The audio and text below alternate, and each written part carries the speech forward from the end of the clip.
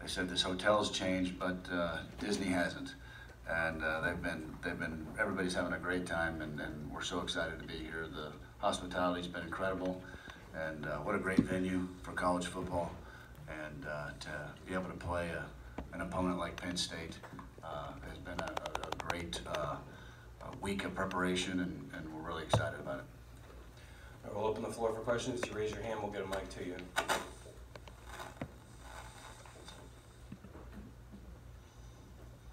This question is for both of you. Could you talk about your relationship over the years? Because, Eddie, it seems like you've coached Benny hard, but you've also allowed him to be himself and his personality. And Benny, your thoughts on your offensive coordinator and position coach? Man, I can say with me and Coach Graham, we came a real long way. To when I first stepped on Kentucky's campus, you know, I could just tell genuinely as a coach he cared about who I was on and off the field, and he made me better every single day. You know, it's kind of like, you know, I wasn't like, you're not around your dad a lot, you know, so he's like kind of like a second father. You know, me learning little things, little tips, as well as him disciplining me on the field, you know, to make me the player I am today. So, yeah. It's funny to talk about him because he's right here, but you know, I love Coach Graham. I love everything he does for me. From the times that, you know, we go over for dinner to the times that he yells at me on the field. You know, I enjoy every moment because he's had greats in the past, and I want to be a great player. So everything he says, even if it comes off the wrong way, you know, I gotta take it as a sponge and I learn from him. So it's a long way. It's been an awesome experience. We've come a long way. I'm a little bit old school in the way I coach, and you know, you have to coach everybody a little bit different though. And I've had to learn that with Benny in certain ways, and it's really helped our relationship and how to motivate him and how to get him ready. This one right here, though, you know, ones that I've coached, you know, I always tell our players, you know, make me play you. They come in, these freshmen and these young kids, and they want to play, and they complain about not getting playing time. And I always talk to them about, make me play you, you know, just let's turn on this film. And that's what Benny did. When Benny stepped on the field, he made us playing. From day one practice until he's finished now, he practices that way. And it was a no-brainer to get him in there and get him started as a true freshman because of his passion for this game. And it's just been awesome to coach him. And he's going to have a great career because how he loves the game. He respects the game, and that's a good thing.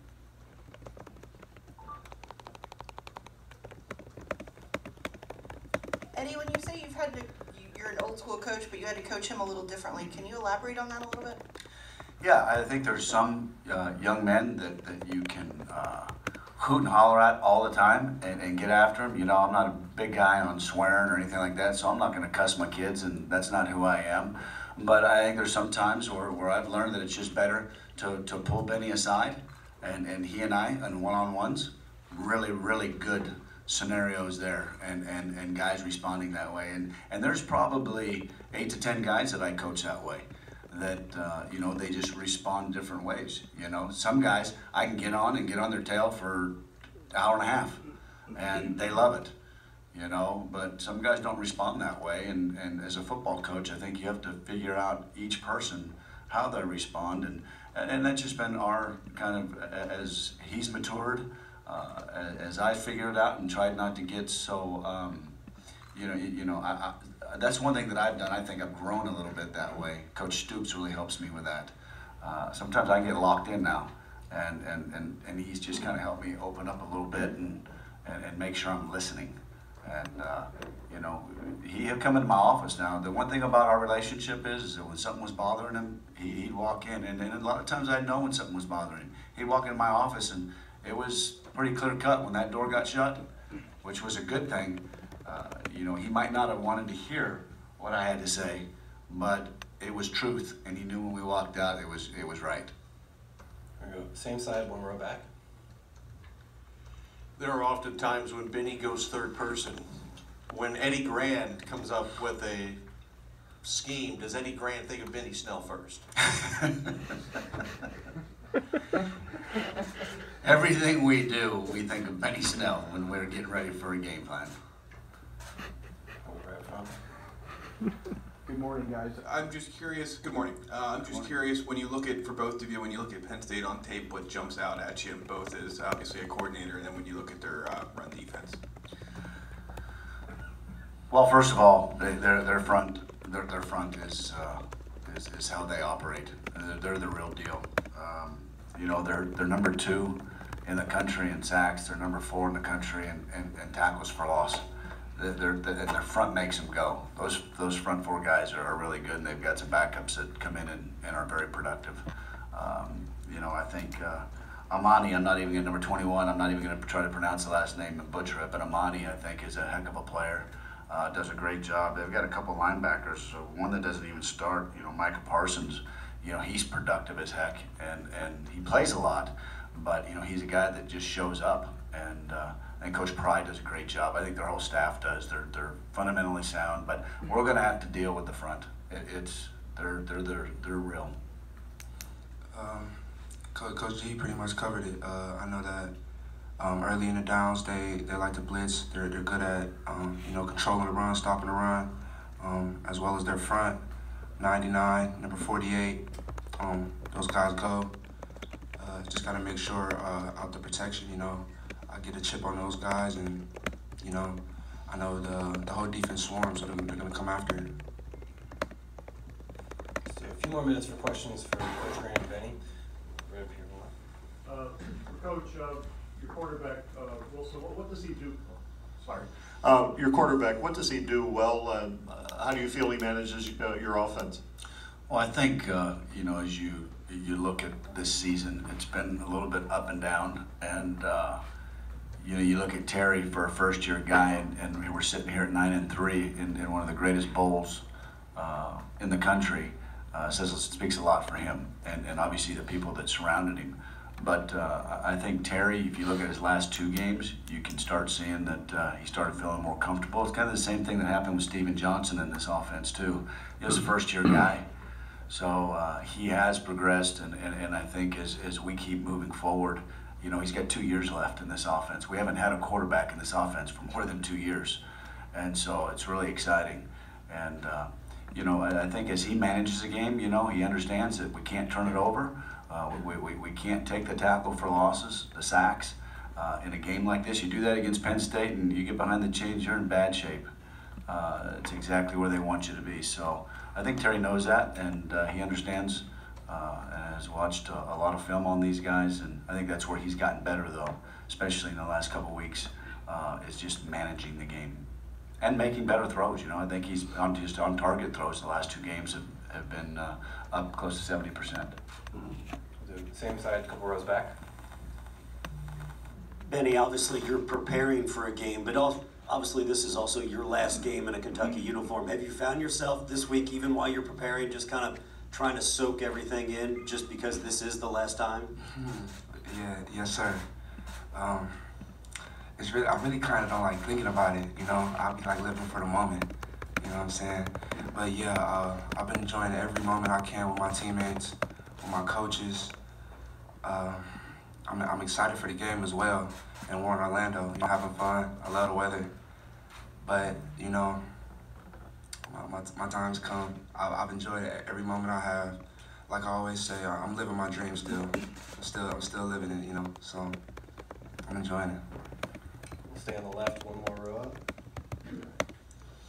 Benny, quick question about football and your family. I know that you know, that's been a big part of your life, your family playing football as well. How has that impacted your love for the game, and could you expand on that a little bit more? Yes, sir. Man, ever since I was young, you know, it's just you come downstairs and you turn the family's just watching football, and it was either on Sundays or we're watching Ohio State. We were watching Ohio State when I was little. Going on from that, you know, my dad played, had a few years with the Ravens. He played in the European League. So, you know, I used to have a little football. I used to run around, you know, throw catch with him.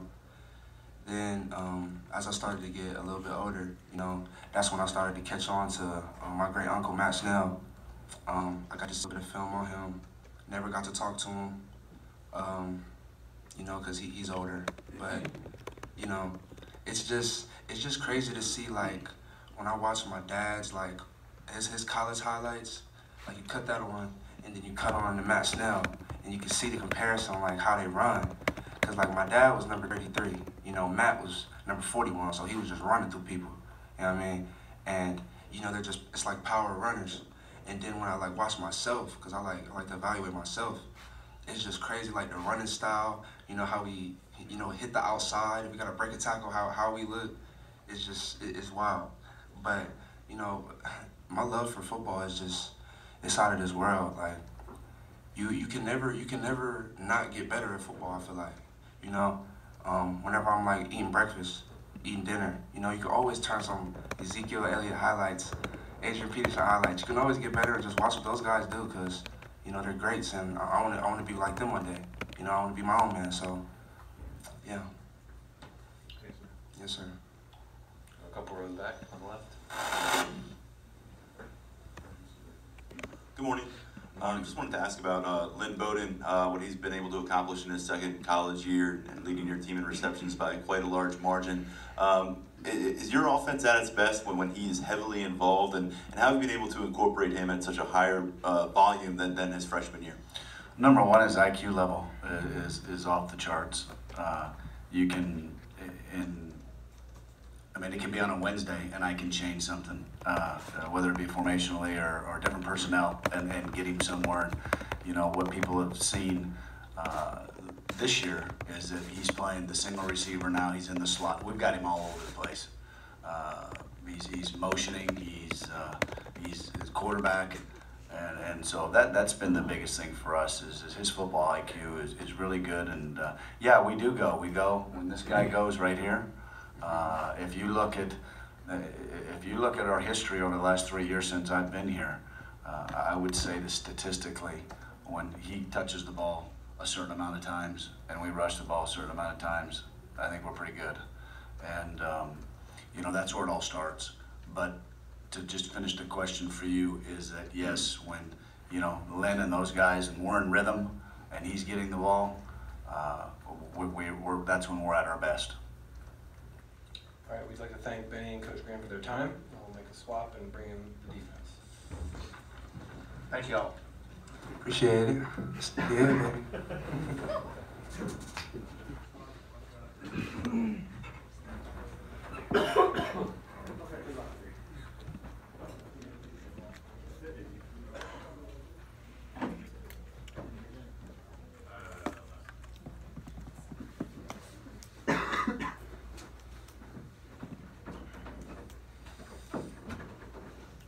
All right, we are now joined by defensive coordinator Matt House and then linebacker Josh Allen. We'll start with an opening statement from Coach and then open back up for questions. Yeah, we're just really excited to play in this venue, to play in the Citrus Bowl, with the great tradition and history that this game has presented. Really excited about playing in Orlando against a quality opponent, and excited with the opportunity to finish with our 10th win. All right, questions? Back on the right. Yesterday, Cash said that McSorley reminded him of Johnny Manziel, and there's been a Nick Fitzgerald comparison because of Joe Moorhead's influence up there. What do you see when you see McSorley, Coach? A winner. A guy that just consistently finds a way to win. He prolongs downs. He can throw the ball vertically down the field. He can hurt you with his feet, but more than anything, I think he's just a winner. On the left up front. For Josh, in your film study of Trace McSorley, what impresses you the most about him? Like when he starts to scramble, he can throw the ball effectively down the field. I feel like he's a great mobile quarterback. He knows how to get out the pocket when he feels pressure. So, you know, we got to do a good job in containing the rush and get home.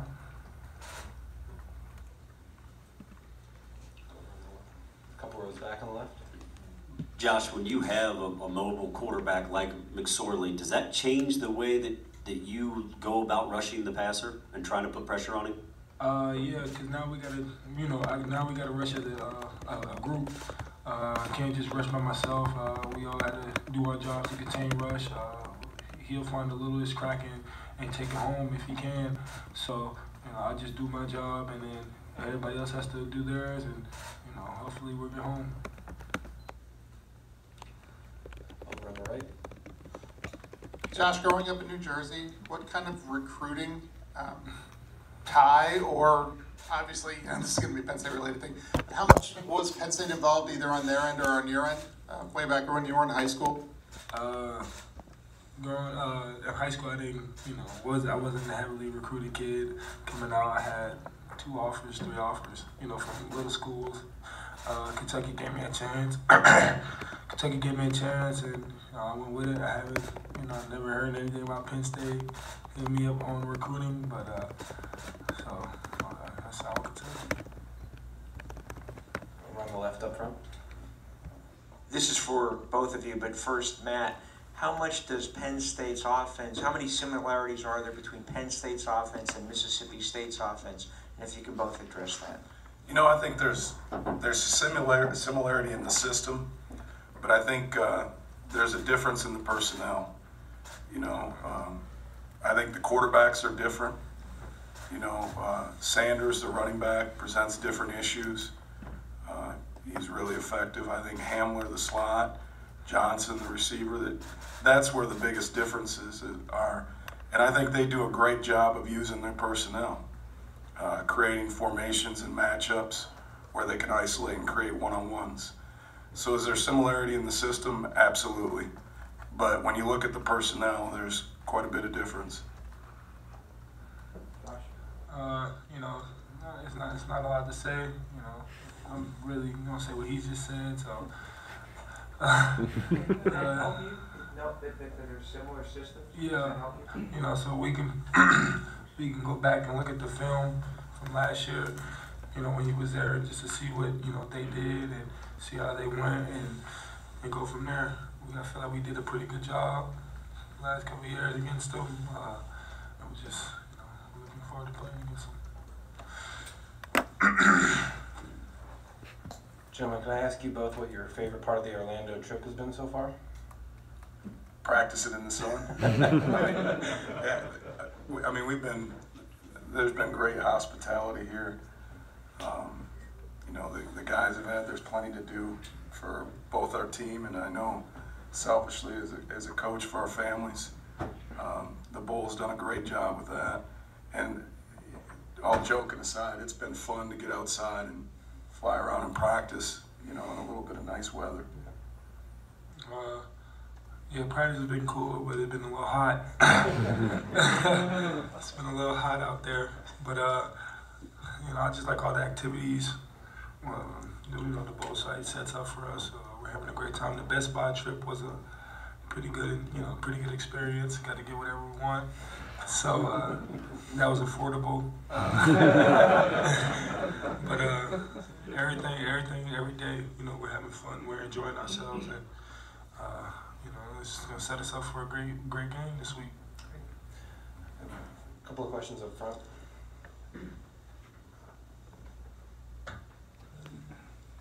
Much has been made about getting the 10th win, the elusive 10th win. Is that something that you all play up, that you want to strive for, or do you kind of downplay it, want to treat this as a normal game in spite of the things surrounding the big game?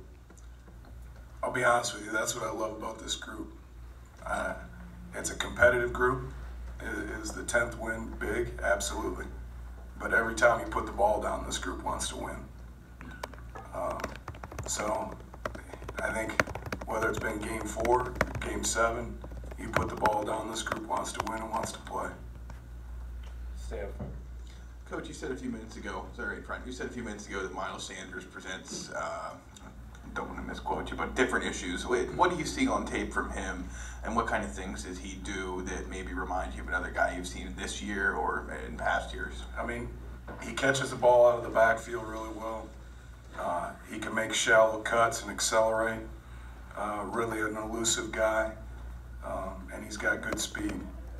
So I don't normally like making comparisons player to player. I think he's an exceptional player. Go over on the left.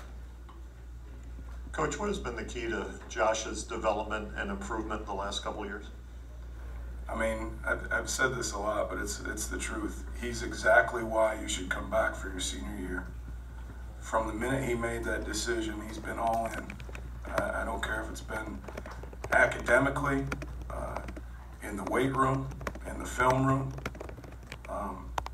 I feel blessed to have the opportunity to coach him his senior year, and I know I'm speaking for our whole building. He's what it's all about, coming back for your senior year. Staying on the left, we'll go a couple of rows back.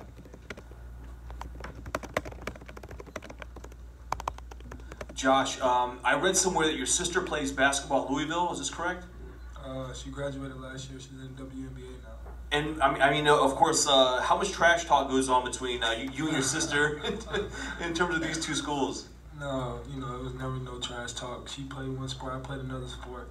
And we played different seasons. So it was like, on the all, when we're in football season, she supports me. When it's basketball season, I support her. And it's, it's no trash talk. We love each other. We're competitive, but we just want the best for each other, and just go from there. Final question, one row back. Matt, you're going to have two freshmen kind of fill in the role of Jordan in this game. How does that change things for you guys at all? Because obviously those guys are not as experienced and may not be as talented yet. They're not as experienced, but they're not, I don't look at them as freshmen right now either. I mean, each one of them have played in all 12 ball games. They've grown, they've learned from their mistakes. Have they been around as Jordan? No. As much as Jordan? No. But at the same time, I got great belief and trust in those two kids, and excited to watch them play. All right, we'd like to thank Josh and Coach House for their time. Appreciate it. Enjoy the rest of your week. Thanks.